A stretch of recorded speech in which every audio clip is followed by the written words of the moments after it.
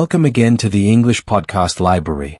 In today's lesson, we will focus on one of the most important and basic types of conversations in English, introductions and greetings. This is the kind of conversation people have when they meet for the first time. Learning how to introduce yourself and greet others is very useful in everyday life, especially if you are traveling, making new friends, or starting a new job or class. In this conversation, you will hear how to say hello, how to tell someone your name, and how to ask simple questions like what's your name, and where are you from.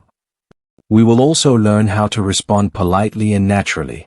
For example, you will learn to say nice to meet you, or I'm happy to meet you, and how to end a conversation in a friendly way, like saying goodbye or see you later. We will listen to the full conversation first, then break it down step by step. I will explain the meaning of each sentence and word, and help you understand how to use them correctly. You will also learn some common phrases that native speakers use every day. After that, we will practice pronunciation together so you can sound clear and confident. You can repeat after me and try speaking along with the conversation. This lesson is perfect for beginner and intermediate learners. By the end of this lesson, you will know how to introduce yourself in English, ask simple questions, and respond in a friendly and polite way. This is a great way to improve your listening, speaking, and vocabulary skills. Let's begin and have fun learning together. In today's English lesson, you will practice speaking with me about 7 of the most common conversation topics in English. We will practice vocabulary, questions, sample conversation. Plus, you will have the chance to have a sample practice conversation with me too. Over the past year, I have made 7 Speak With Me lessons, and today I have combined them all in a very useful lesson where you can practice them for the next 2 hours to help you never forget what you've learned. All right. Are you ready to get started? We are going to be talking about these topics today. Drum roll. Let's get started with the first one. Weekend plans. Are you ready to learn the most important conversation question of all time? At least according to me. Is that question, what's your name? No. Is that question, will you give me money? No. Is that question, do you love me? No, no, no. The most important conversation question is, there's actually 2 parts. What about you? And how about you?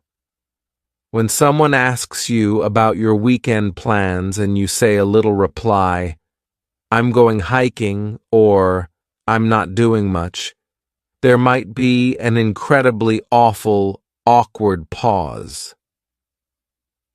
What happens next? Well, this is where the most important question comes in. You can ask them, what about you? Or how about you? You can imagine tossing a ball back and forth. The other person has asked you a question. What are you doing this weekend? They throw you the ball. Now you reply and you say, okay, I'm going hiking, or I'm not doing much. You need to throw or toss the ball back to that person, and this question does that. How about you?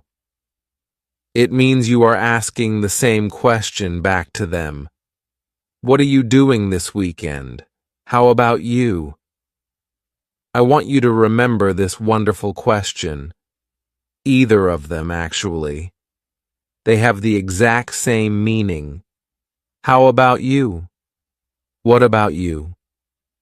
Remember these questions because later when we practice this at the end of this lesson, during our conversation speaking time, remember these questions and use them. All right. Let's go to some common vocabulary that you can use to talk about weekend plans. Brunch. Many Americans love brunch. The word brunch is a combination of breakfast and lunch, and that's because we usually eat this on the weekends, maybe a Saturday morning or a Sunday morning, between 10 a.m. and 2 p.m. It's a time when you could eat either breakfast or lunch, and it's usually a long social event. You might go out to brunch with your friends, or have your friends to your house to eat brunch. My friends and I are meeting at our favorite brunch spot on Sunday. Great. It's a restaurant where you can eat breakfast-type foods, usually with some alcoholic drink like a mimosa or something with fruit in it, or maybe some champagne in the morning, and you can eat this in the company of your friends. Another common weekend word is social butterfly. A social butterfly refers to someone who makes a lot of plans. They are flying around from one event to another activity. They're always doing things, usually involving lots of other people. They are a social butterfly. If you are a social butterfly, probably the year 2020 with lockdowns and all of these things was probably really difficult for you because you love to get together with other people and always be active. We can use this in a sentence like this. My friend is a social butterfly. She has invitations to 3 brunches and 4 afternoon teas. Amazing. What if you are not a social butterfly? What if you are the opposite? Are you an unsocial caterpillar? No. It means you are a homebody. Your body likes to stay at home. I'm a homebody. She's a homebody. Someone who enjoys just doing things slowly and staying at home. They feel most comfortable in a comfortable place at home. You could say, my friend is a social butterfly, but I'm more of a homebody. When I get together with friends, I would rather have dinner at my house and then play games here. I think this is true for me personally. As I get a little bit older, I prefer these kinds of intimate group settings. Instead of lots of people, I prefer just a couple of friends at home. Maybe having a bonfire outside, roasting some food or some marshmallows in this intimate setting. I enjoy doing activities at home more often than when I was a little bit younger. To stay in. Unfortunately, that has been probably a lot of our weekend plans for the past year, and it means that you're just going to stay at home. It doesn't mean you're going to do nothing. It just means you're not going to go anywhere.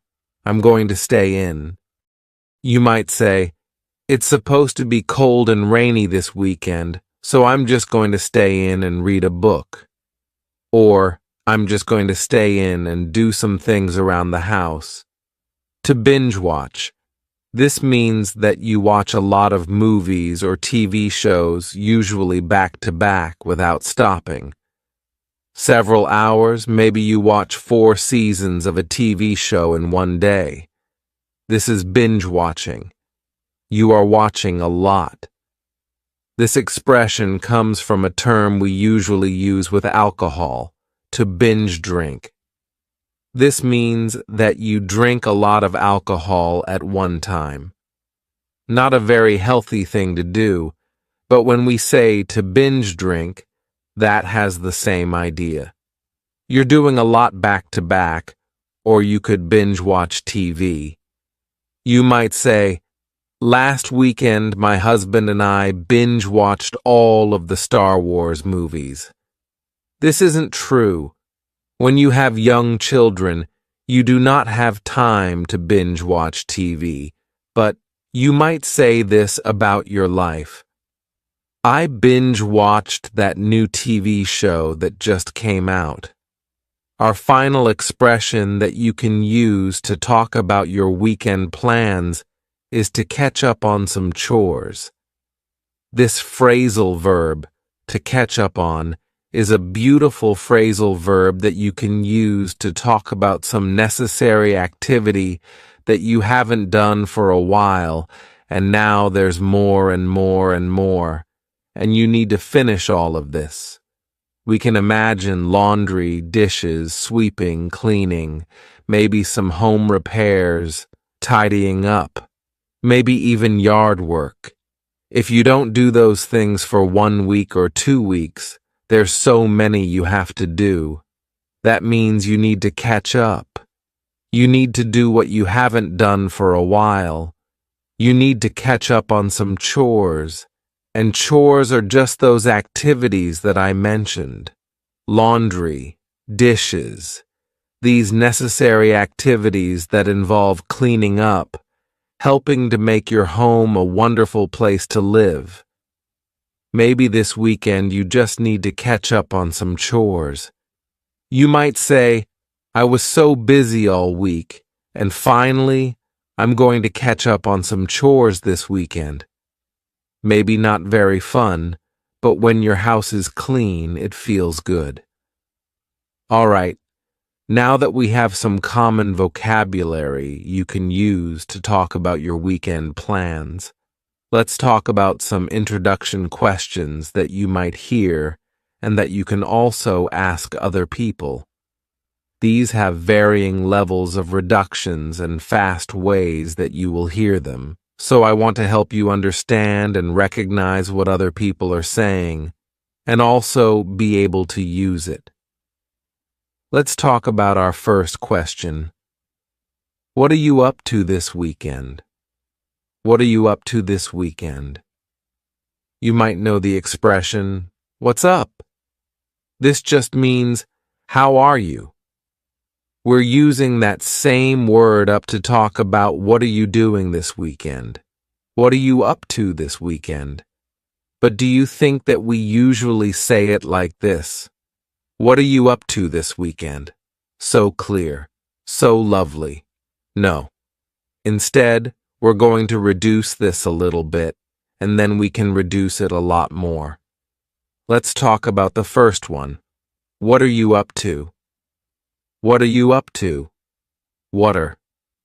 Here, the word what and are creating a spoken contraction. Usually when we write, we don't write this type of contraction. It's only in spoken English, but oftentimes be verbs like are, is, will be contracted with a question word. What are you up to this weekend? What are you up to? We can reduce this a little bit further. What you up to? What you up to? What you up to this weekend? There are a lot of reductions happening at the beginning. What you up to? Here we have, what are you being reduced to just what? The key chi is you and what are has just been smooshed together and we can say, what she up to? What she up to? What she up to? What she up to? This is really fast. If you say this slowly, what she up to? It sounds really weird. We only use this in really fast English, so if you are going to say this, it needs to be quickly, and reduced and linked together. Most likely you're going to hear this. So I want to make sure that you can understand when someone says, hey, what's up to this weekend? What's up to this weekend? You can say, Eliza taught me that. I know what that means. What are you up to this weekend? Yes. Let's go into our next expression where we're going to also reduce this a bit and help you to understand it. What have you got going on this weekend? What have you got going on this weekend? These all mean the same thing. What are you doing this weekend? But you might hear this expression with the word got. What have you got going on this weekend? When you actually hear this, we don't say it that clearly. What have you got going on this weekend? Wouldn't that be nice, though? Instead, you're going to hear a reduction or a contraction of the first two words, just like we saw with the previous example. What of, so, what, and have are going to be pushed together. What have you got going on? That final G in the word going is going to be cut off, and we'll just say, going. Let's try to say that all together. You want to try to say it with me? What have you got going on? What have you got going on this weekend? What have you got going on this weekend? Do you think we can reduce this further? Yes. What do you got going on this weekend? What do you got? Here, the beginning of what have you got is just really like you threw it in a mixing bowl, stirred it up, and threw it out on a cookie tray. Well, let's try to break it down so it's not quite so messy and complicated. At the beginning we have, what have you got? But it sounds like whata. Whata. This is what have. Whata ya. Ya is you. What do you got going? Again, we're going to drop that G at the end of the word going. Going on. What do you got going on? Whata. Notice what's happening at the end of the word what. Do you hear a clear T? Whata ya, whata ya. No. That T at the end of the word what is going to change to a D sound. This is really typical of American English, where a T that's surrounded by vowel sounds is going to change to a D. It's called a flapped T, and it just rolls off your tongue in a smooth way. What do you got going on? Can you say it with me? What do you got going on this weekend? What do you got going on this weekend?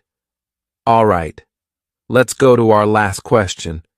You doing anything fun this weekend? You doing anything fun this weekend? What's happening at the beginning of this question? Should there be another word? Yes. Are you doing anything fun this weekend? Are you? But the word are, it's on vacation. It's just gone somewhere. So we're going to start this question with the word you. You doing anything fun this weekend? It makes the question seem a little more casual and less like an interrogation, or like you're asking someone out on a date. It's just a casual question. You doing anything fun this weekend? But we can reduce this question. We're not going to reduce it an awful lot, but we will hear this reduced a little bit. When we say, you doing anything fun? Instead, you're going to hear, you doing, yeah. The word you is reduced to ya. You doing, listen to that G at the end. You doing, it's gone. It's also on vacation. Maybe it's on vacation with the word are. Let's say, you doing anything fun this weekend? You doing. That's the main reduction that's going to happen in this question. You doing anything fun this weekend? You doing... Try to say that with me. You doing anything fun this weekend? You doing anything fun this weekend? All right. Let's go on to some other common things that you will hear in these types of small talk, easy, casual conversations. If someone tells you about their weekend plans, and it sounds interesting or fun, how can you reply? You might say, that sounds like fun, or how interesting, or just simply, nice. If that person is doing nothing, they're just sitting at home, maybe they're going to binge watch some TV and stay in. Well, sometimes it's nice to still say something positive in response, so you might say, sometimes it's nice to do nothing. And that's true, especially if you've been doing a lot. Sometimes it's nice just to stay in and relax for the weekend. So you might say, sometimes it's nice to do nothing. Right? Before we practice our sample conversation together, what can you say at the end? Well, if you're talking about weekend plans, it is before the weekend, so you could just say, "Have a good weekend," or "Enjoy your weekend." Simple. Great way to end the conversation. All right, let's take a deep breath. Are you ready to put all of this together? What I would like you to do is first, I would like you to listen to a sample conversation. Think about the different parts that are happening.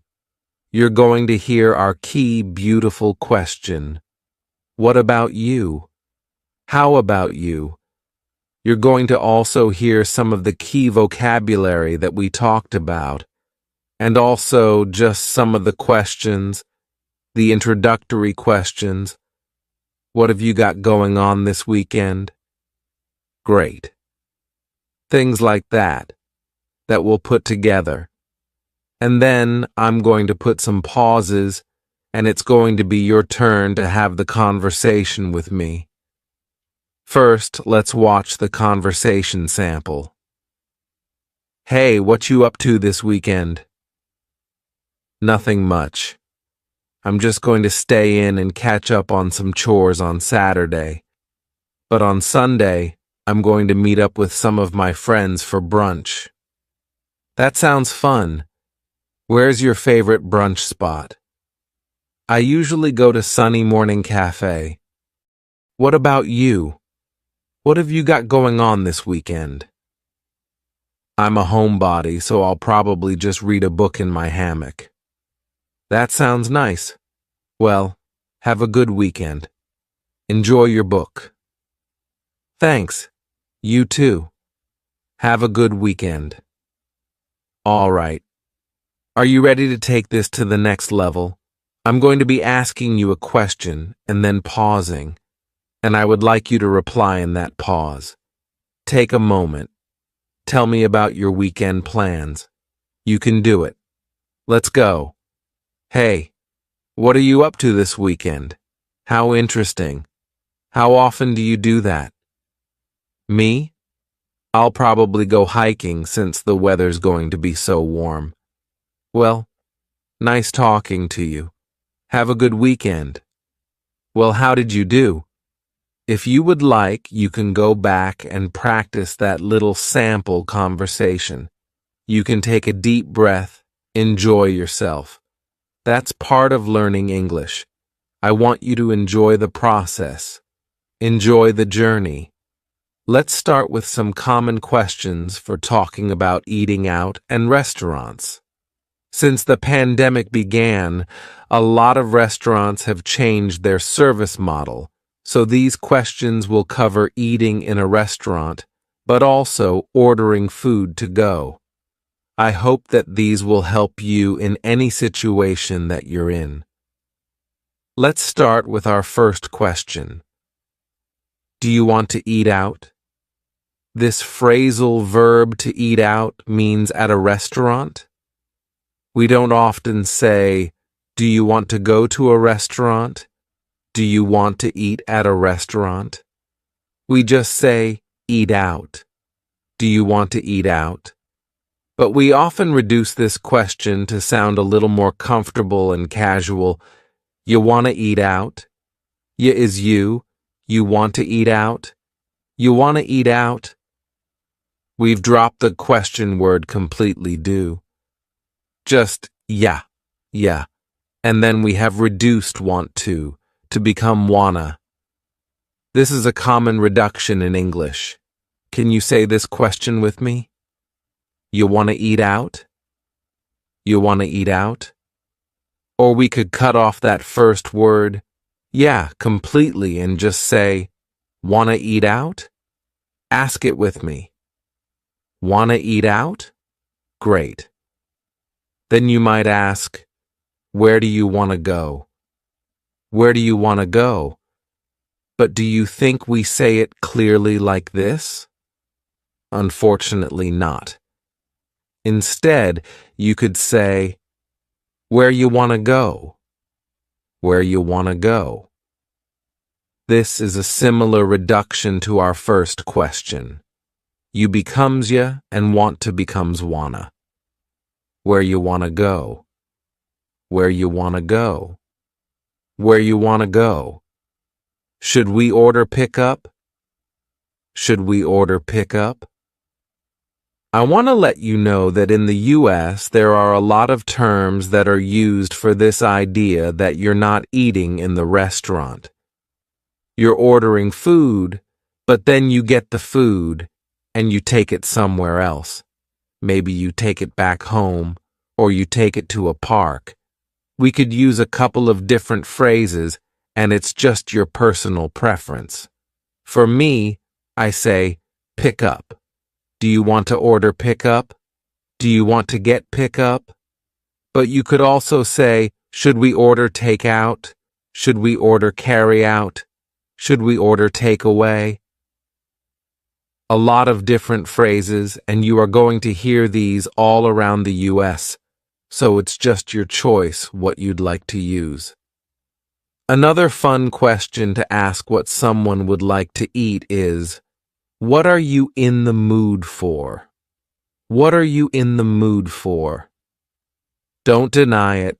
Sometimes in your heart you're just in the mood for comfort food, something that's heavy and rich and reminds you of a cozy, warm time in your childhood. Maybe it's not very healthy, but you're in the mood for comfort food. Or maybe you're in the mood for something light. You want a salad or sushi, something light. This idea of what are you feeling like you want to eat. But we often reduce this question, and instead of saying, what are you in the mood for? We might say, what you in the mood for? Whatcha is what are you? Whatcha in the mood for? Here, the word you has been reduced to cha. Cha. This is extremely common in spoken English that the word you gets changed up in a lot of ways. We already talked about one of those, yeah, and this is another cha. What you in the mood for? What you in the mood for? Or we could reduce this even further. What you in the mood for? What you in the mood for? This is extremely reduced, but notice what's happening. What are you in the mood for? The word are is gone, and the word you has been reduced to ya. So when we link together, what and you, super fast. What you in the mood for? What you in the mood for? You don't want to say this reduction slowly. What you in the mood for? Now, we can say it like that to practice for this lesson, but when this is in daily conversation, it's really fast. That's the purpose of a reduction. Do you think you could say this with me really fast? What ye in the mood for? What ye in the mood for? What ye in the mood for? Great. All right. Let's talk about some common answers to these questions so that you can be prepared and ready. When someone asks you, what ye in the mood for? You might say, let's order in. How about some option? How about pizza? Let's order in. This is another phrase for talking about bringing the food back to your house. You don't want to get all ready and then go to the restaurant, or maybe you don't feel comfortable doing that. You might just say, let's order in. How about pizza? This expression, how about, is a great way to give a suggestion. This is excellent in professional situations. Hey, how about if we try this marketing plan? Or, it's great for informal situations to give a suggestion about something you want to eat. How about pizza? What do you think about that? Sometimes this question is reduced, and it sounds like this. How about pizza? How about pizza? The first A in the word about is gone. It's just missing. We say, how about pizza? Can you say that reduction quickly with me? How about pizza? How about pizza? Great. Or you could say, I'm feeling tacos. Does that sound good? You're giving your opinion. You'd like to eat tacos, but you also want to know what the other person wants, so you use a great question. Does that sound good? But we often reduce this a lot. Let's take a look at the first reduction. You might say, I'm feeling, cutting off that G. I'm feeling tacos. How's that sound? How's that sound? Instead of how does that sound, you can say, how's that sound? How's that sound? Can you say that quickly with me? I'm feeling tacos. How's that sound? I'm feeling tacos. How's that sound? Great. We can also reduce it and switch it up a little bit. I'm feeling tacos. Does that sound okay? I'm feeling tacos. That's what I want. But I want to know your opinion. Does that sound okay? Reduces to, that sound okay? That sound okay? Can you say it with me? I'm feeling tacos. That sound okay? Great question. Because a lot of restaurants have changed over the last year, and you never know when a restaurant might be closed, it's a good question to ask. Is Ted's Cafe open? I would love to go there. Is some restaurant open? I would love to go there.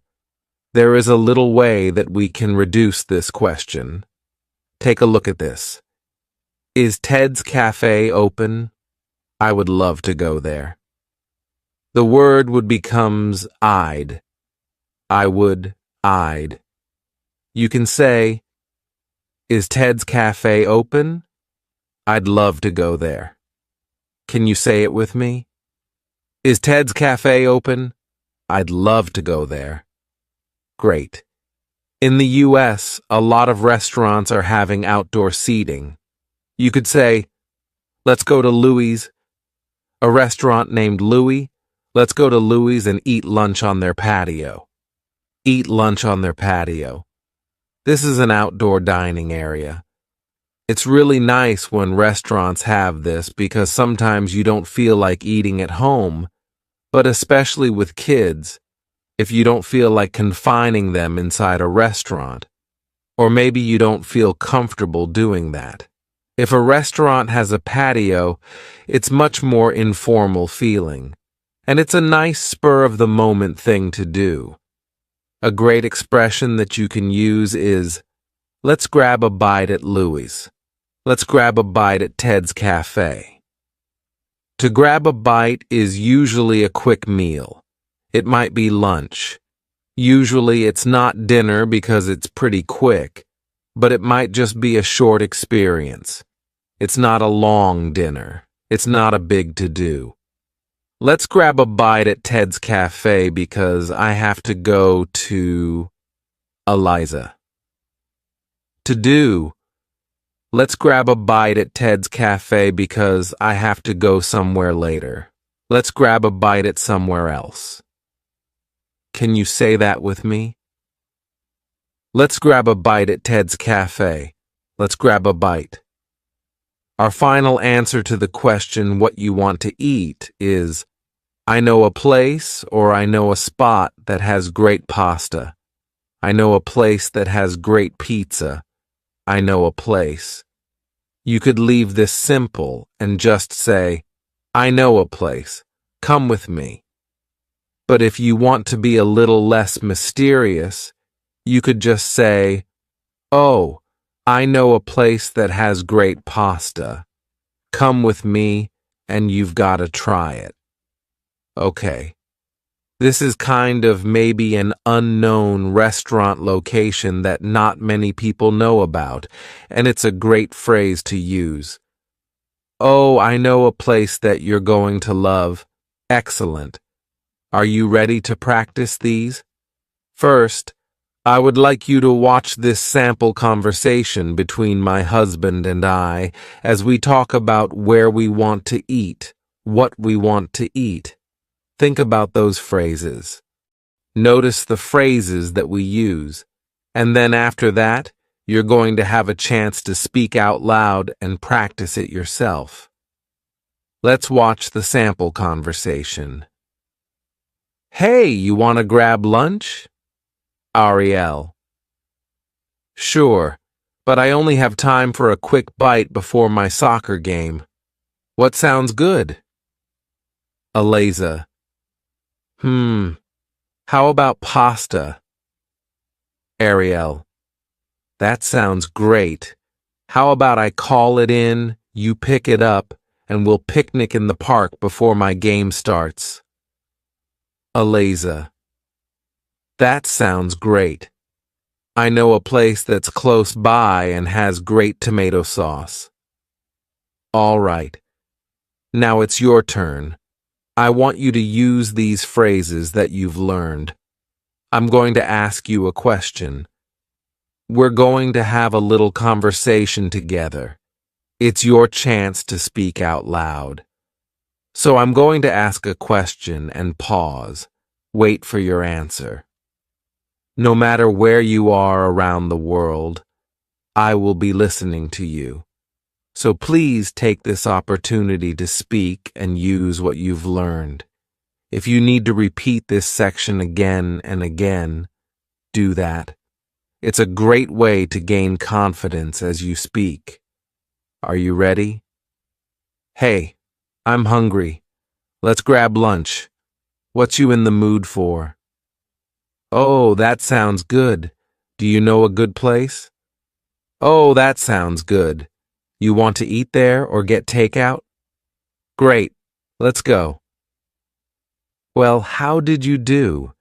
Do you feel a little more confident discussing dining options and talking about eating out? I hope so. In this lesson, we're going to talk about some common questions to ask about vacations, some common responses, and then you'll have a chance to practice this with me. Are you ready? I know that vacation this year looks a little bit different than most years because of, well, this virus that we have going around. So it's going to be a little bit different than usual talking about vacation. Let's first talk about some common questions and how to pronounce those naturally in English.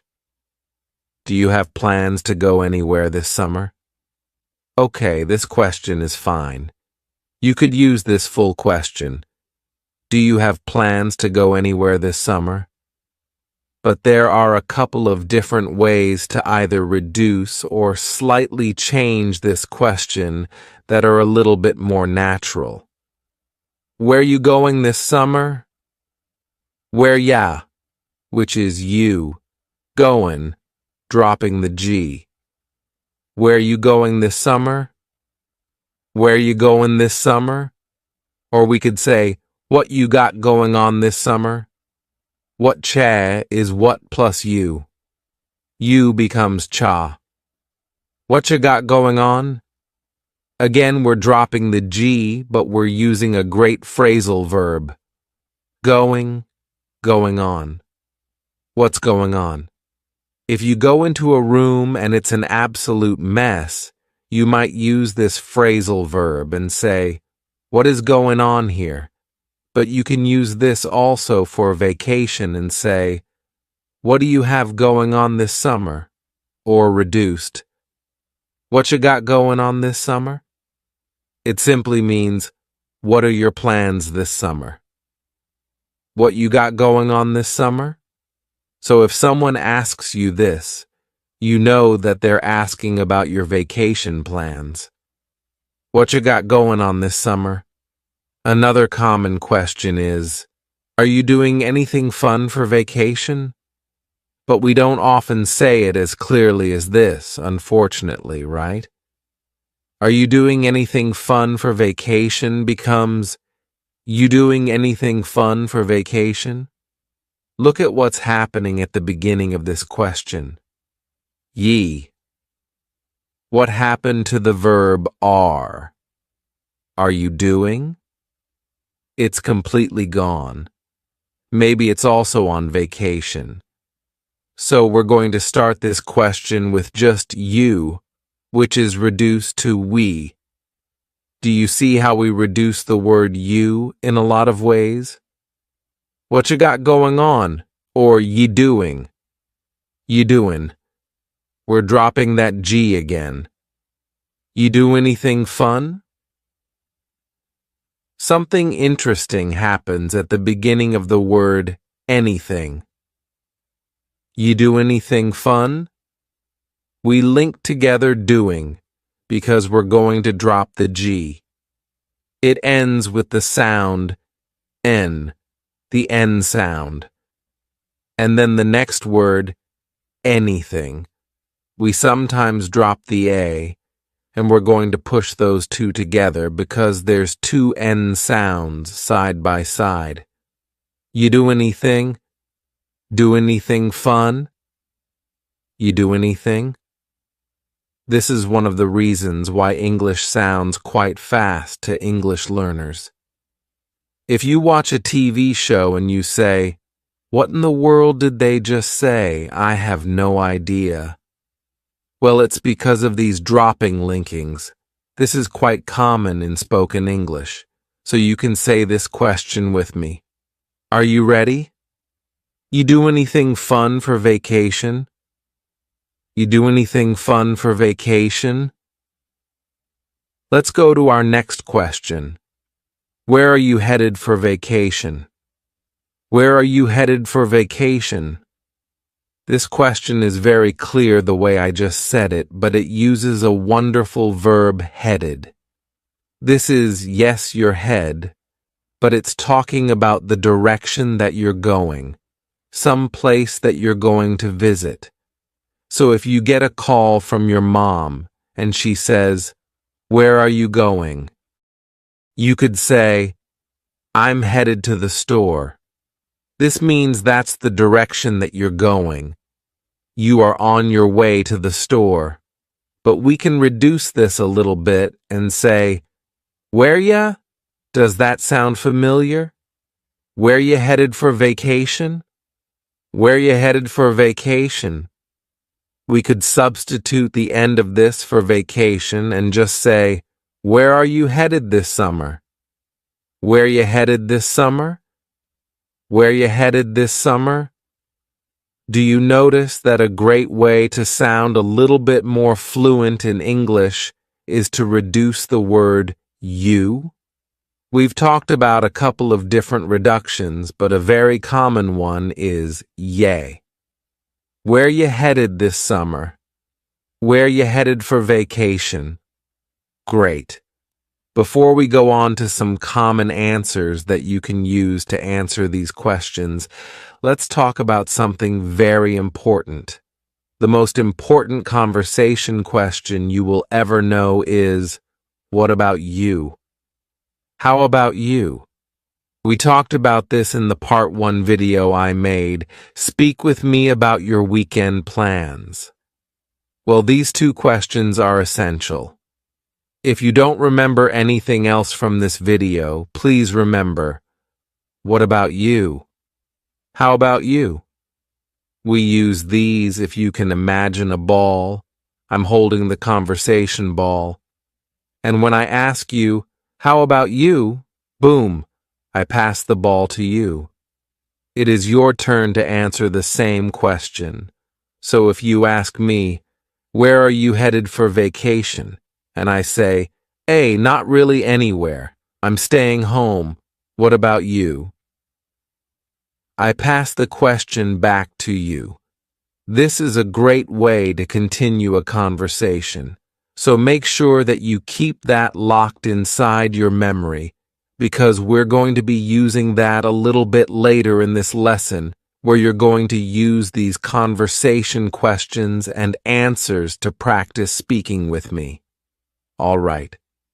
Let's go to some common answers to talk about our vacations, especially in this world that we're living in this year. Because a lot of us would love to go on vacation and see the world, but we probably needed to change our plans a bit this summer.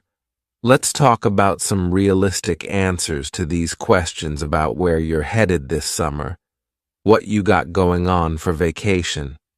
Let's talk about some realistic answers. I'd like to go to Europe, but I think I'll take a road trip around the US instead. This is using a great sentence construction. I'd like to, but. So first, we're talking about your dream, the ideal dream, and then we're talking about what you're really doing.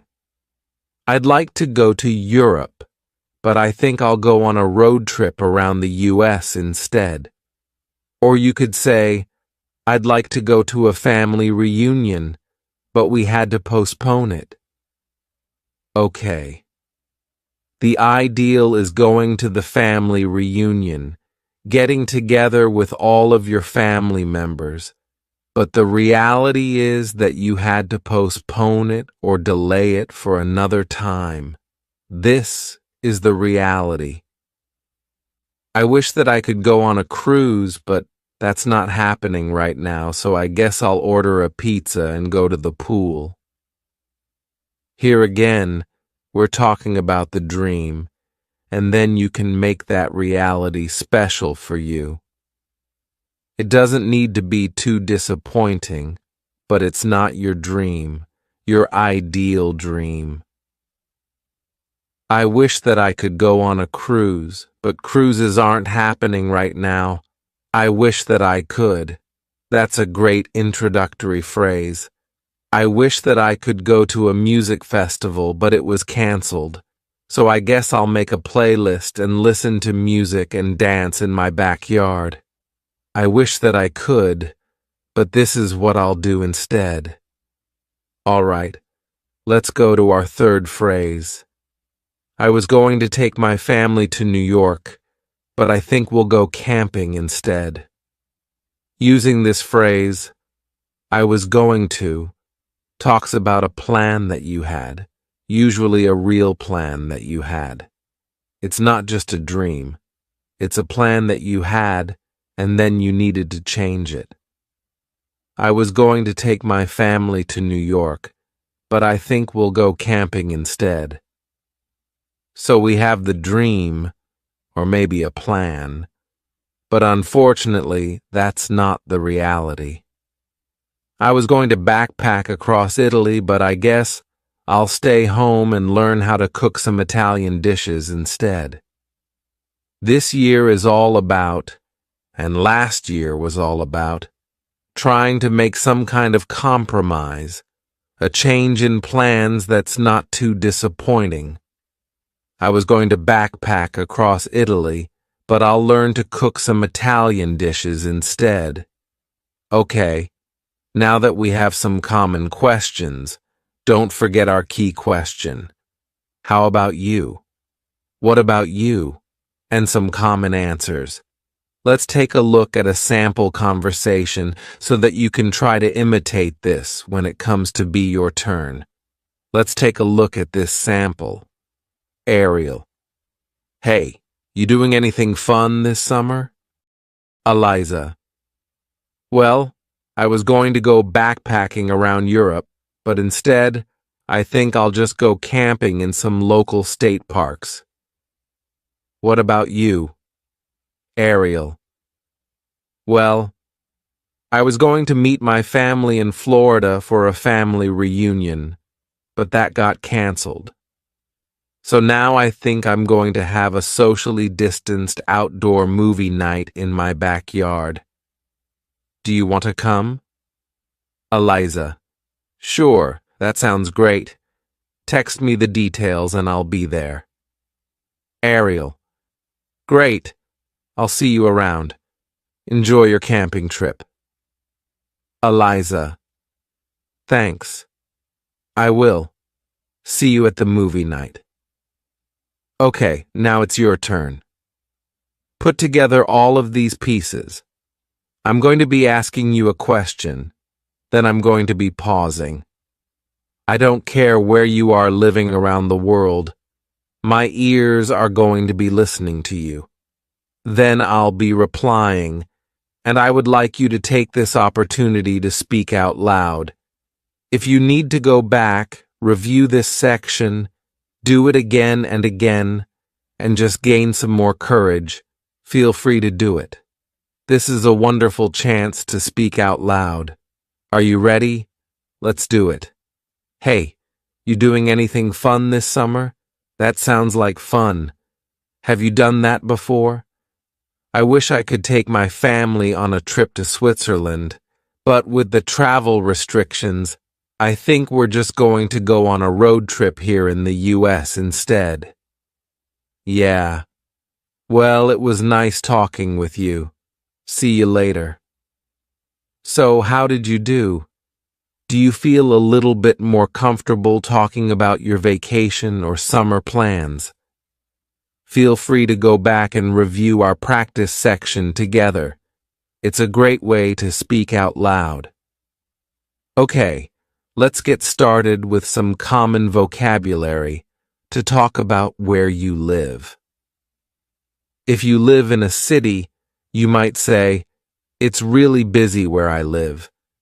New York City is a busy place. Or you could use the word crowded. Tokyo is a crowded city. There are lots of people everywhere, and there are not many places where you can be alone and have a quiet moment. Maybe you might say that your city is busy and crowded. What's the opposite of this? You can say, Stockholm, Sweden, is a relaxed city. It's a quiet place. I don't know. I've been to Stockholm. If you're from Stockholm, Sweden, let me know. But you might say, where I live is just a relaxed place. Or we can say, it's relaxing. If you come visit where I live, it's very relaxing and quiet. Maybe that's because it's in the country. Let's go on to these two common words to talk about the type of place you live. You might say, yeah, I live in Delhi, India, and it's one of the largest urban areas in the world. There are so many people here. It's busy, it's crowded, it's an urban area. And this means it's the city.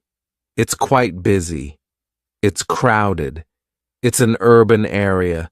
There's not many trees, not much nature. But on the other hand, you might say, I live in the country. The word country means United States, France, Japan, these places. But in the US, we use this to mean countryside. We do say countryside sometimes, but we're more likely in the US to say, I live in the country. That means in nature. Maybe there are some farms around you, maybe there are forests around you, and you don't live in a busy urban city center. You live in the country. So I wonder for you, do you live in the country or do you live in an urban city center? Do you live somewhere that's difficult to get to? You might say, yeah, my city is off the beaten path, but it's worth visiting.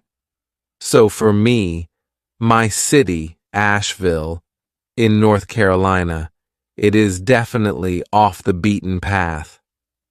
It's not a huge city. It doesn't have a big airport that comes here. It's off the beaten path. But if you want to check out some other local sites in the US, it could be nice to visit. It's off the beaten path. This also can be used to talk about locations within a city. So if you visit Paris and you go to the Eiffel Tower and then you get hungry, well, the places that are close to the Eiffel Tower to eat, those are what we call tourist traps. Those places are only for tourists.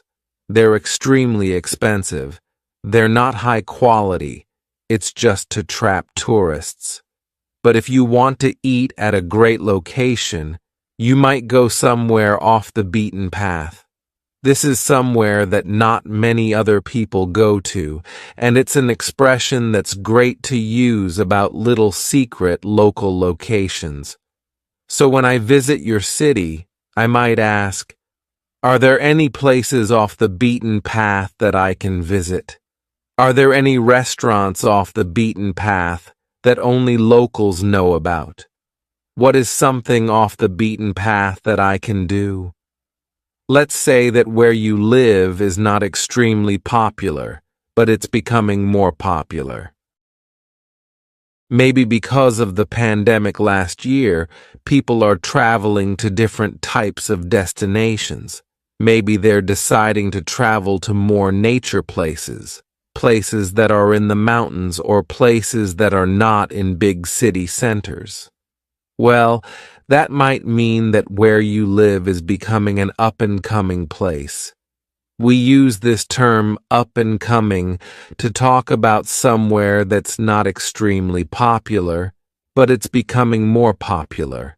So you might say, yeah, my city isn't really popular right now, but it's an up-and-coming place. You've got to check it out. We can use this on a smaller scale, just like off the beaten path, to talk about a restaurant or a neighborhood. Yeah, that neighborhood used to not be a good neighborhood, but now it's an up-and-coming neighborhood. You've got to walk through it. Just look at the houses, look at the architecture, enjoy the sights. So you might say it's an up-and-coming place. Excellent expression. Our final expression to talk about where you live is must see or some must see locations. Can you imagine what this means? Does it mean it's not important to see it? Nah, you can skip that. No, you must see this. So for example, when you visit Egypt, the pyramids are a must see. So we can use it as a noun, a must see.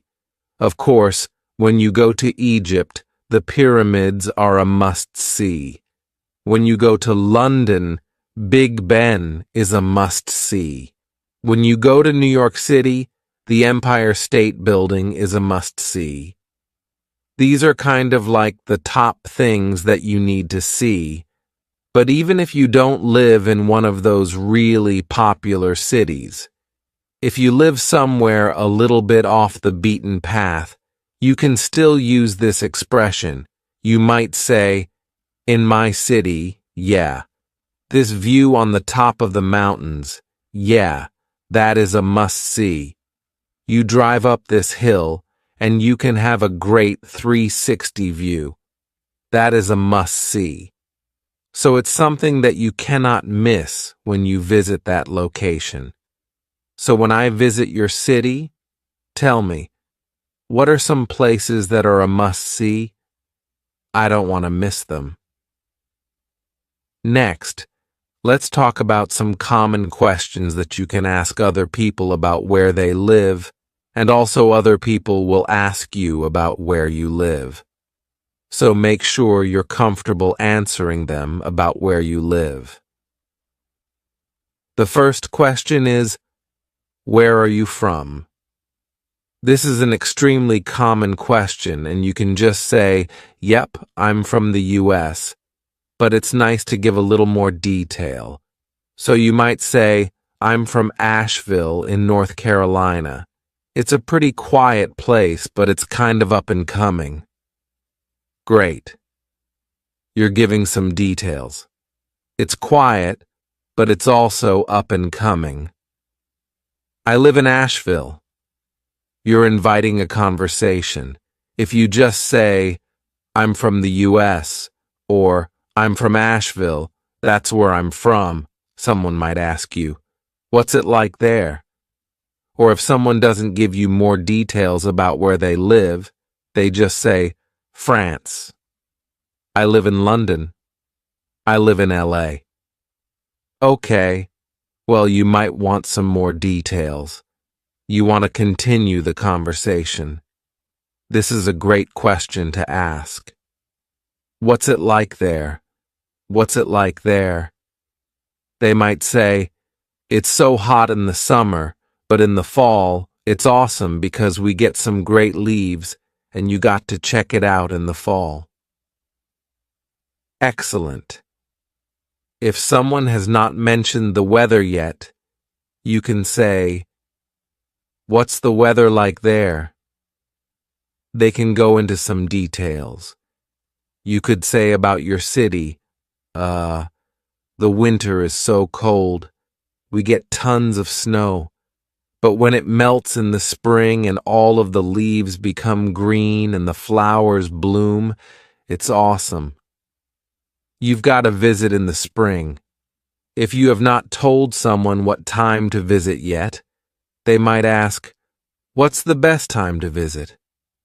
So when Ariel and I were planning a trip to go to Costa Rica a couple of years ago, we did a lot of research about what is the best time to visit Costa Rica. Their seasons are very different than our seasons, and we were going to be spending a lot of time outside, so we wanted to make sure it wasn't going to be raining the whole time, wasn't going to be pouring down rain, or too hot the whole time. So we asked this question: when's the best time to visit? Someone might ask you, when's the best time to visit your city? For my city, I think the best time to visit is the fall. The leaves are beautiful in the mountains. There are so many different colors, and the air is so crisp and fresh. You got to visit in the fall. If someone asked you, "What's your city known for?" what would you say? This means, what is your city famous for? Why do people visit your city? It might just be something simple, like the air is so fresh. Or it might be, they just love this pastry, this type of dessert that's made in my city, and a lot of people like to come and eat that pastry. Cool. It could be something simple. Or, if you live in a bigger place, you can obviously talk about some famous destinations that your city is known for. But if people have not heard about your city, they might ask this question, "Oh, what's it known for? What's your city known for?"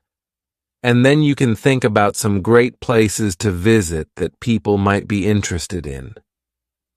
Whenever I ask someone about their city, especially if I'm going to visit, like your city, I like to ask about their personal favorite thing to do. So, someone might ask you, "What's your favorite thing to do in your city?" Or, "What's your favorite thing to eat there?" "What's your favorite thing to see?" Because I think that local people's perspectives are often different than a tourist's perspective. So, finding out what the locals like to do, specifically what you like to do, can be really valuable and can add to a rich visiting experience. So if I asked you, "What's your favorite thing to do in your city?" you might tell me, "Oh man, there is this little bar off the beaten path down this alley, and you gotta check it out. It's so cool. They brew their own beer, and the atmosphere is awesome. It is a must-see." Great. I bet that my trip to your city would be a lot more amazing because of that information. So make sure that you have some ideas that you can tell other people about your city. Our final question is a little more broad. Someone might simply ask you, "What do you recommend?" Or maybe if you are talking to someone who lives in New York and you are about to visit New York, you can ask them some questions and say, "What do you recommend? What do you recommend about New York? What do you recommend that I do?" "Oh, you got to see this museum. It's really cool. They have local artists that they have on display and all these different things you can see." Great. You are asking, what do you recommend in general? It might not be that person's absolute favorite thing personally, but to visit the city, what do you recommend? Great. A wonderful question to ask. What do you recommend? All right. Now that we've talked about some common vocabulary to describe your city, some common questions that you can ask or other people might ask you about where you live, let's see a quick sample conversation between me and my husband Ariel, where we talk about visiting Rome. Now, neither of us are from Rome, but I want you to use your imagination. Let's imagine that Ariel is from Rome. He's actually from the US, but let's imagine that he's from Rome, and he is giving me some insider tips about what I should do on my upcoming trip to Rome.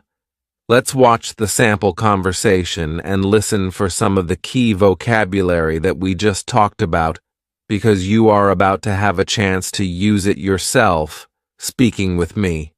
Let's watch. Hey, Ariel. Ariel. Hey, Eliza. Are you excited for your trip to Rome? Eliza. Yeah, I can't wait. It's such a historic place. But are there any tourist traps I should avoid? Ariel. Yeah, avoid all the gelato shops except this one.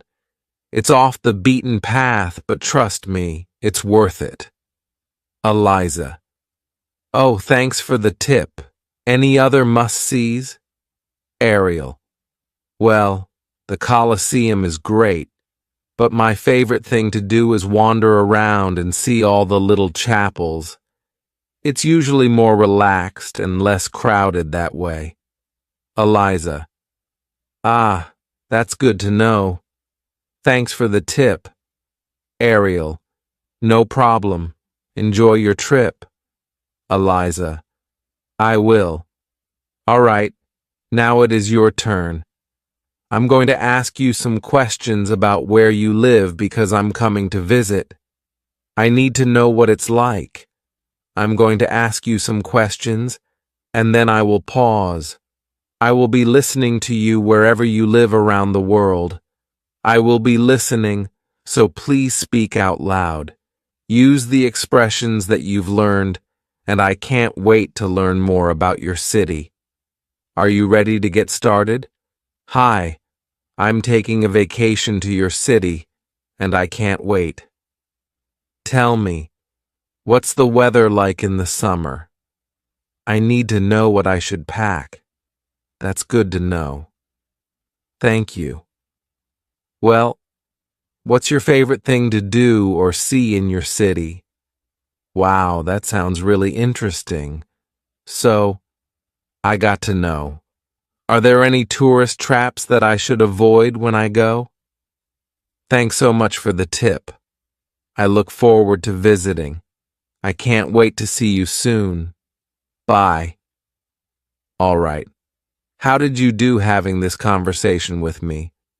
You're welcome to review that and say it again and again. Eliza. With me. You're welcome to review that and say it again and again and again to practice and grow your confidence. Let's get started with some common expressions to talk about birthdays. Let's talk about some types of birthday parties. A birthday bash. This is a big party. Lots of people, lots of presents, lots of games. It's a big one. So you might say, we are throwing a birthday bash for my niece because she's turning 10. Double digits. Quite exciting. To throw a party. Are you holding the party and throwing it? No. I mean, maybe you're throwing some confetti, but this is just another way to say we're having a party or we're going to plan a party. We often use the verb to throw. You might say, we're throwing a party for my grandma's 90th birthday. It's going to be a big birthday bash. What if you're not a fan of birthday bashes? You want to keep things more low-key. You might say a gathering or a get-together. This is something small and intimate, just family, a few friends maybe. You could say, I'm not a fan of big birthday bashes, so we're just going to have a little gathering at my house, or we're just going to have a little get-together at my house. This is true for me.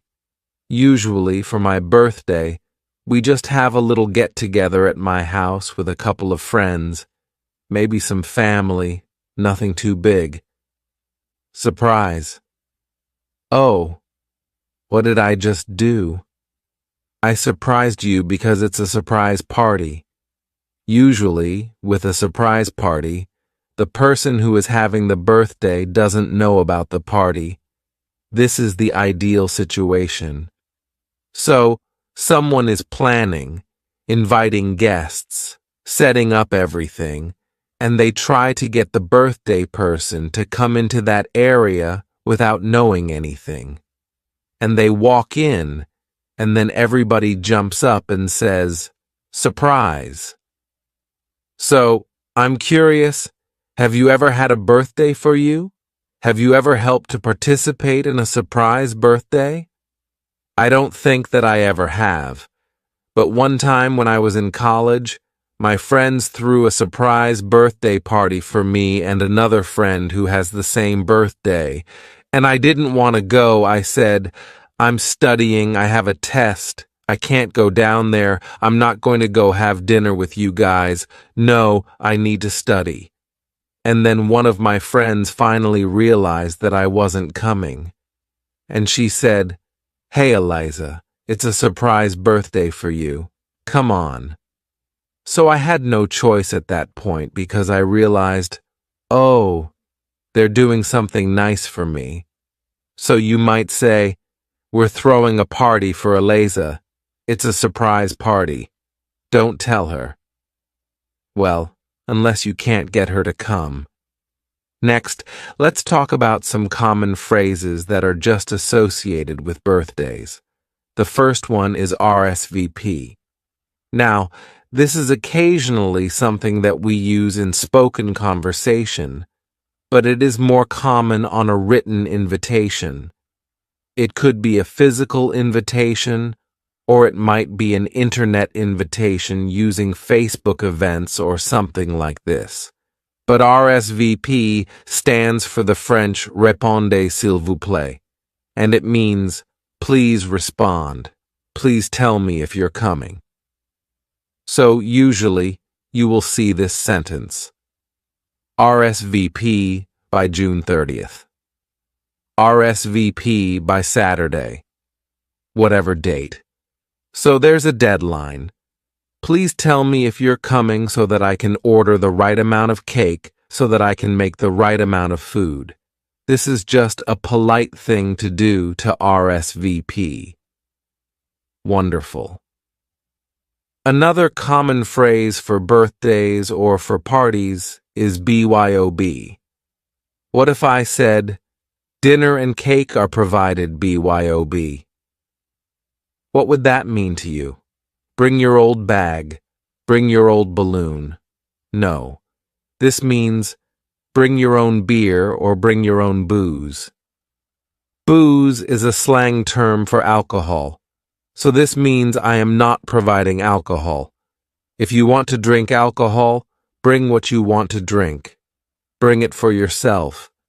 This is very common, and it's not really rude.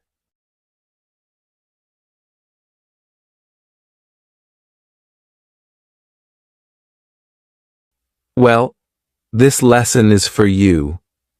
I am going to help you break free from your current struggles with spoken English, and I'm going to help equip you with practical skills to strengthen your confidence in speaking English fluently. Now, before I discuss why this happens, because we have to know why before we can work to solve the problem. So, this lesson won't just improve your English skills, we can also work on your listening skills, your pronunciation skills, and your vocabulary. At the end of the video, you can test your understanding.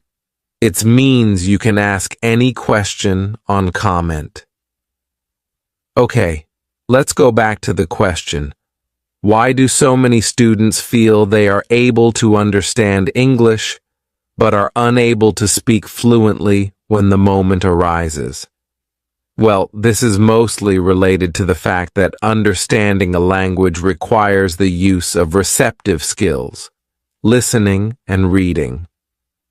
Most English learners focus on language input, like watching films, YouTube videos, TV shows, all in English. They listen to English-speaking podcasts and read books in English to immerse themselves in the language as much as possible. This is fantastic. Lots of us do it and don't stop doing it. It's a great way to build vocabulary and to gain a better overall understanding of how the language functions. But, and there's always a but, this doesn't do so much to increase your fluency when speaking, because, in contrast, speaking requires the use of productive skills. You need to take a more active role in your studying, and by that, I mean practice. You need to focus more on output, using the language, rather than just taking it in. We need to have a good balance between the two. But unfortunately, language output can be much harder to find than language input. It's not so free and easy to go to an English-speaking country, find a personal English tutor, or find an English-speaking best friend. This is why I meet so many grammar geniuses, students whose knowledge of grammar is higher than most native speakers. However, they just can't speak. They know all of the theory, but when it comes to the practical, they struggle. Today, I have 6 practical tips for you. The first one is completely free, and that is, talk to yourself. This is something I actively did when I was learning Spanish. One of the simplest things you can do to increase your output is to talk to yourself, and you can start right now. It could feel a little bit strange, but it's truly magical how well talking to yourself works to improve your fluency and fluidity. Plus, you do it all day long anyway, so why not do it in English? Most of us, not all of us, have a little voice in our head when we think. Some people don't have this, but most of us do. This little voice probably speaks in your native language. See if you can come up with an English alter ego for your inner voice. If you can't find that inner voice, you're going to have to speak out loud. I am watching TV. I am washing the dishes. I am picking up the plate. I am scrubbing it with a sponge. I hope my husband brings home pizza for dinner. Now, I really recommend speaking out loud because you need to practice creating new sounds and feeling how words are formed in the mouth. But narrating in your head is a great way to start, and it's a good thing to do if lots of people are around you. This slight adjustment can help you significantly increase how much you use English during the day, and it's especially useful if you don't have anyone to practice speaking with, and you can't afford to hire someone to practice speaking with. Now, I want to make a further addition to this point, and this is a way you can supercharge your vocabulary. No joke, I used it myself. This was one of my first videos on YouTube, actually, on how to drastically increase your vocabulary because it works. As you are narrating in your head or out loud everything you do in your day, watch out for when there is a specific word or phrase that you just don't know in English. Keep a vocab diary. I think back in the day, in my first video, like 7 years ago, 8 years ago, I told people to write it down in an actual notebook. Nowadays, there are apps for that. You can use your Notes app. You could program your smartwatch to take in your voice. For example, what if I'm walking down the street and I realize that I don't know the word for traffic light in Italian, the language I'm learning? I would do something like this because I love using my smartphone. First, I would ask Siri to write it in my notes. Hey Siri, write traffic light in my notes. Easy as that. Then I'll ask it to set a reminder at 6 p.m. for me to go through my new vocabulary. Hey Siri, set a reminder at 6 p.m. tonight to translate and review my new vocabulary. Okay? Okay. I've added it. Beautiful. So tonight at 6 p.m. when I've got home, I'll get a reminder to go through the new vocabulary I've added today. I haven't had to type a single thing. It's been such low effort, but I know that every day I'll be expanding my vocabulary with the words around me that I'm actively noticing that I do not know in English or whichever language you're learning. After that, you need to practice using these in sentences out loud. Okay? That's my free, super accessible way of increasing your English output. Now let's move on to tip number 2. Talk to a tutor. But this one is incredibly important. Why is talking to a tutor better than talking to yourself or talking to another English speaker? 3 things, in my opinion. You can say to a tutor how you would like the conversation to go, and you can reenact situations in which you felt you failed in the past. Maybe someone at a networking event asks you what you did for a living, and you stumbled over your words, got flustered, and just gave a really oversimplified version of what you do, a version that did you no justice. When you hire a one-on-one tutor, you can run through those exact situations so you never have to struggle like that again. The next 2 points are really important too. Corrections. You want someone who fully understands the English language who can accurately correct you when you make mistakes. That might be your grammar, vocabulary, pronunciation, or, more importantly, whether you are speaking clearly and naturally. I don't recommend aiming for absolute perfection. Instead, you want everyone to understand what you're saying. And number 3, you're in a safe space with a tutor to request feedback, to make mistakes. You're not going to be ridiculed. You're not going to feel embarrassed. A personal tutor is someone who experiences mistakes with English learners all the time. It's literally their job. And because of all of that experience, they can give you targeted advice to make quick improvements. Now, let's think back to our school days. We all had a teacher that we didn't like. We didn't like them. They didn't like us. We didn't get on. I had multiple teachers like that. Some of them absolutely should not have been teaching children when they so obviously hated children. So for many students, the fear of finding the wrong tutor gets in the way of actually finding the right one because, unlike school, this is something that you are personally paying for. You're making an investment. So to spend an hour with a teacher that you end up not liking, that's an expensive mistake. Now here's where I think I've got a really good solution for you, in more ways than one. 2 ways, actually. Have you ever heard me mention LanguaTalk before? This is a company that I liked so much, I decided to become a part of it. So technically, I'm sponsoring myself here. I truly think that LanguaTalk is the best online language tutor platform, and this is how it relates to this lesson.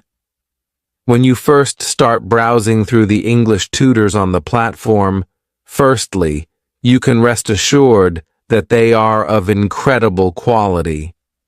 LanguaTalk has an incredibly strict screening process. Well below 10% of applicants get accepted onto the platform. Then, you can filter by their availability, the country they're based in for time zone, the price per hour to make sure it fits with your budget and also your motivation. Whether you're learning for your career because you're moving to a country or because you want to pass a specific exam. Then, you'll see all of your suitable tutors appear. And every single one of them has a video, so you can go through your own filtration process and make sure that it's someone you will connect with. Then you will see this button here, and this is really important. Nearly all of the tutors on LanguaTalk offer a free trial session, so you can make sure you're right for each other. That completely eliminates the risk of paying for a session with someone that isn't right for you. Then, if you want to be extra sure, I'm giving you a $10 lesson credit for free. Okay. Tip number 3 involves writing.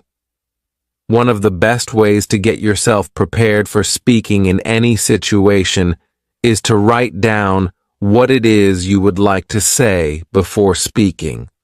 Take time to write out all of the sentences you plan to say and then practice saying them aloud. Now, I don't expect you to carry a notebook around with you and write down everything you want to say before speaking.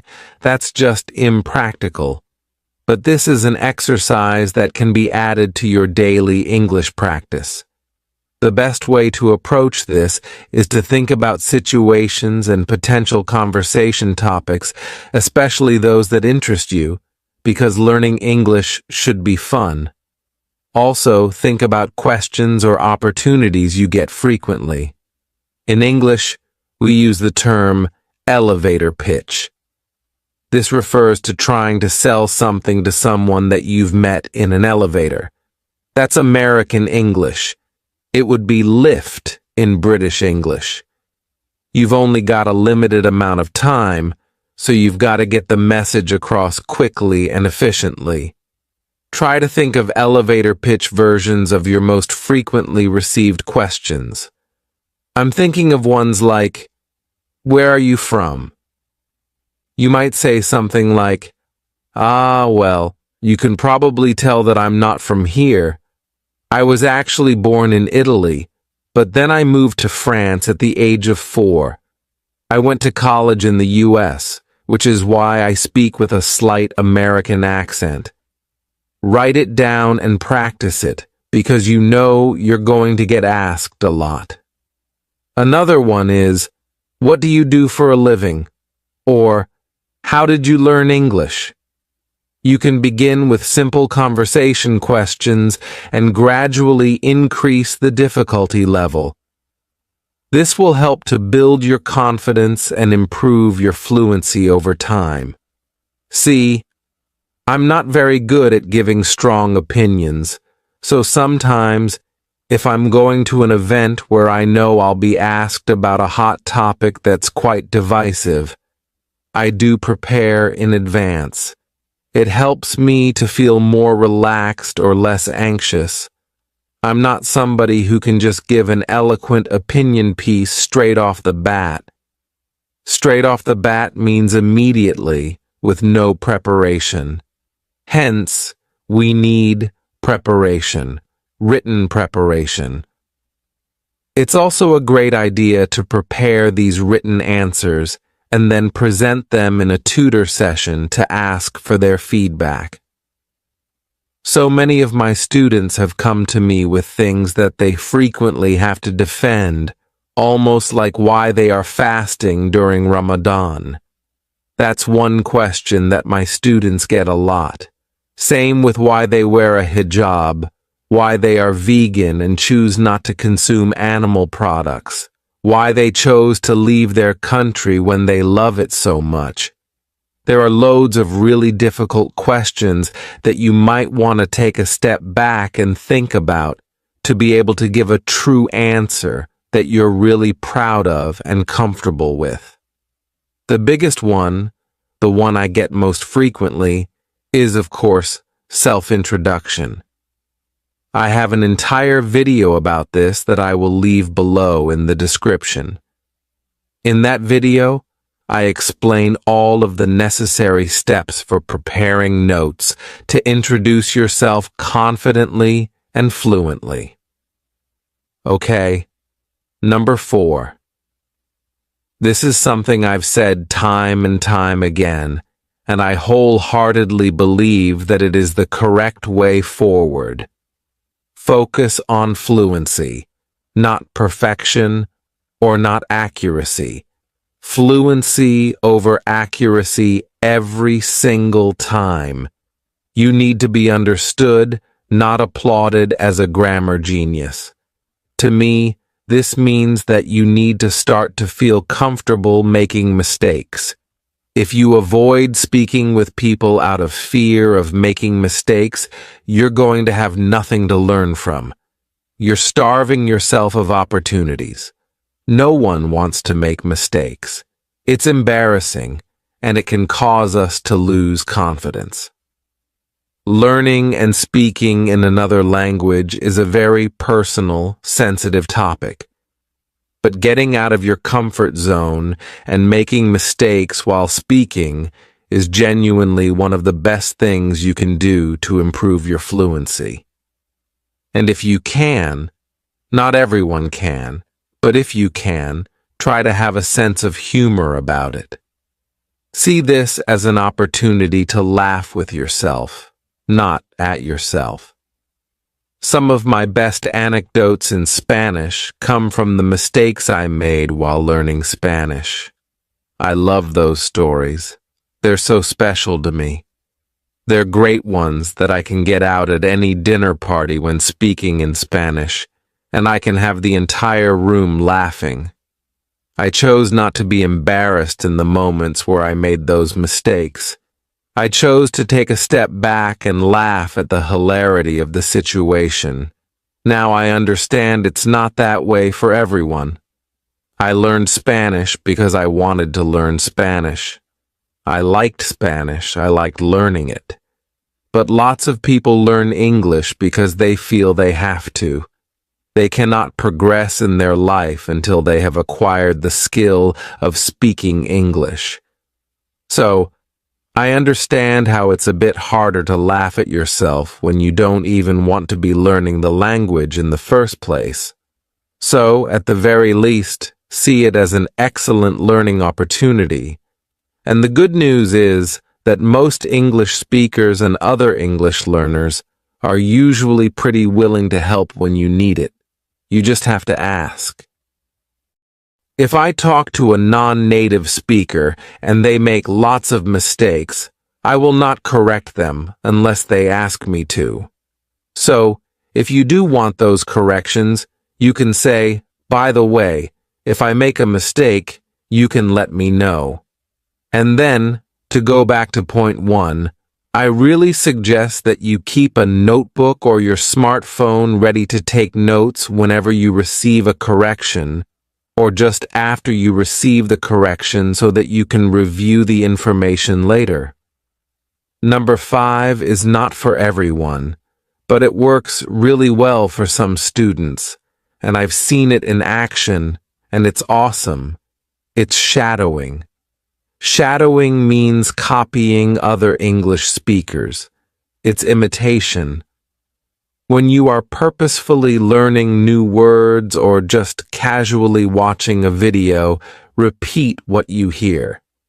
You don't need to be thinking about sentence structure or verb tenses or grammar in general. Just repeat the words and sounds. By repeating the words and phrases, you're activating your mind so that you can obtain new information, understand the speaker more easily, and improve muscle memory for forming words, and practice natural word stress and pronunciation. I've noticed a few of my students involving me in shadowing. They listen to the video, and then they try to repeat exactly what I say in the exact way I said it. Again, it's not for everyone, but it's really effective. If you do want to try it, it's a big topic, so let me know if you would like a lesson on shadowing where I can guide you through it, and I'd be more than happy to put that together for you. Just let me know.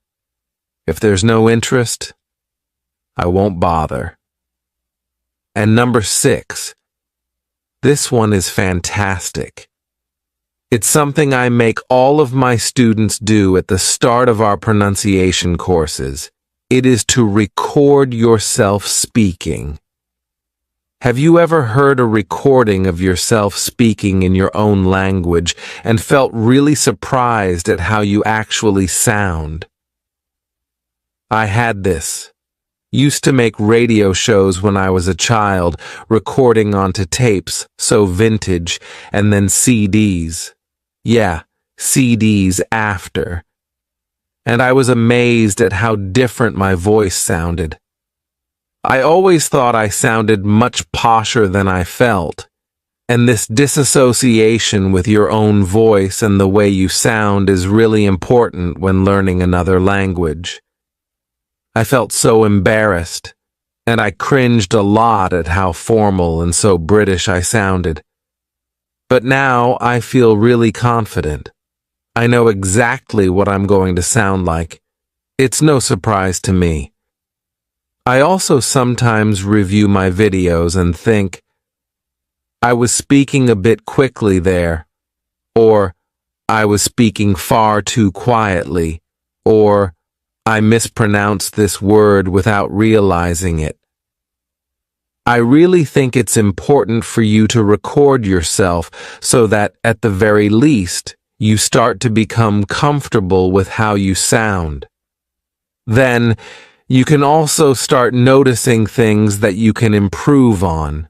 Additionally, it's a fantastic benchmark, because where you are now is hopefully going to be the worst you'll ever be.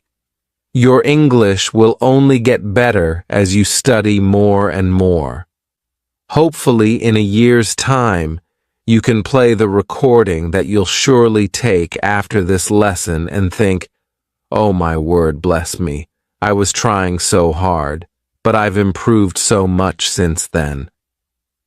In my pronunciation program, we invite the students to read a text featuring the majority of the sounds in English and the features we teach in the program. They record, they can post it in the group, or they can keep it privately, and then they record again at the end of the 12-week program to notice the difference. This is so important because sometimes you improve without realizing it. So this is my little challenge to you, and it includes point 3, actually, which involves writing down your frequently asked questions. Choose a frequently asked question, probably your self-introduction or what you do for a living. Record yourself reading it. Save it somewhere where you know you'll be able to access it again, and then set yourself a reminder for 1 year from today. In 1 year's time, I'd like you to record that same text again and see how much you've improved. Then, will you promise me one thing? You will come back to this video in 1 year's time and let me know whether you noticed a difference? Okay, that is it for today's video. That was a long one. You can use it for your listening practice. Very important for testing if you've truly retained what you've learned. I will see you soon for another lesson.